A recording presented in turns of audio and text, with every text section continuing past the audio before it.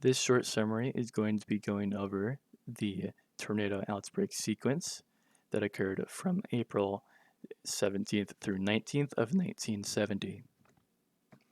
As always, starting with our overview and about this picture. If you want to read everything from this picture, go right ahead. I'm not going to force you to, and I'm not going to read it all. We have a warm front that is stretching from Lubbock, which is in the upper Texas Peninsula, all the way to Dallas-Fort Worth. This is causing a notably high instability despite low surface temperatures. We are talking surface temperatures only around 65 Fahrenheit. This outbreak consisted of 33 tornadoes, 7 of which being intense.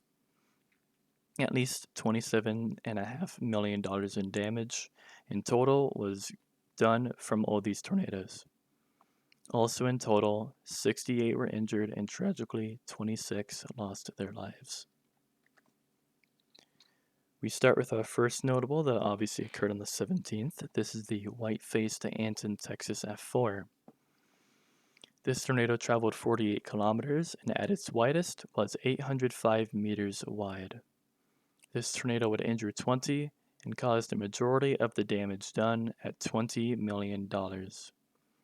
This is mainly due to several warehouses that were completely erased, leaving only their foundations remaining. Although I sadly don't have any pictures, this tornado is said to have resembled, quote, a rain cloud or, quote, a ball of fire, end quote. Very descriptive, I know. Our second notable is the Cotton Center to Healy, Texas, F4. With a track of 155.5 kilometers, this is only essentially a family of tornadoes. These tornadoes in total produced an estimated $7 million in damage and caused 5 deaths. This cell purportedly had 2 tornadoes on the ground at the same time at one point. Some tornado would also go on to completely wipe one home in Claytonville. And one of these tornadoes, presumably this being the F4, moved a 680,000 kilogram bushel tank 15.5 meters. With this only being done sheerly by wind, this is impressive. Our third notable does not have too much to its name. This is the Lasbuddy to White Deer, Texas F4. With a track of 210 kilometers, this is without a doubt a family of tornadoes. We do at least know that there is 1 death, and that there is a continuous damage path of 42 kilometers before a possible recycle, where they would then touch down for another 20-ish miles or so.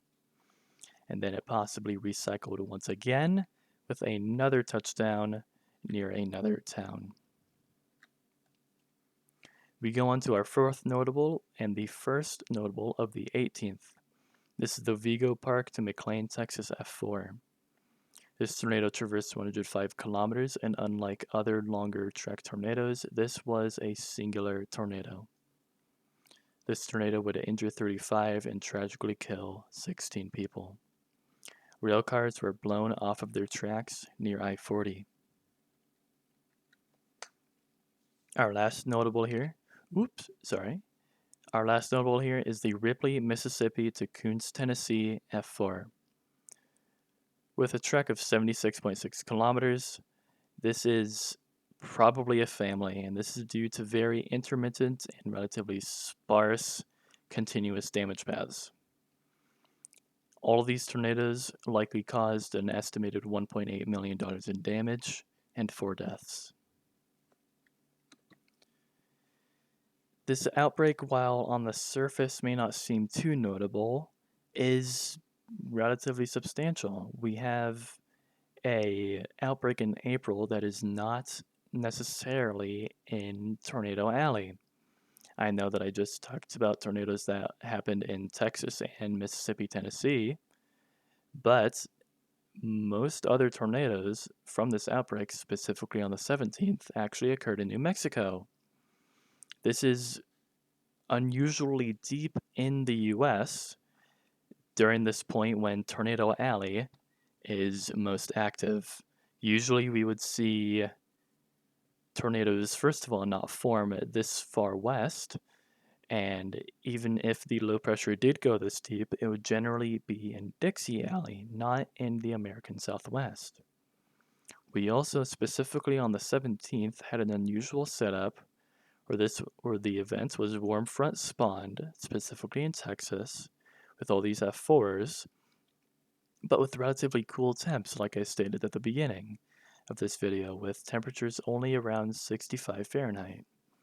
This is pretty unusual. Usually, tornado weather, so to say, especially those spawned from a warm front, are going to be in the upper 70s, even to the 80s.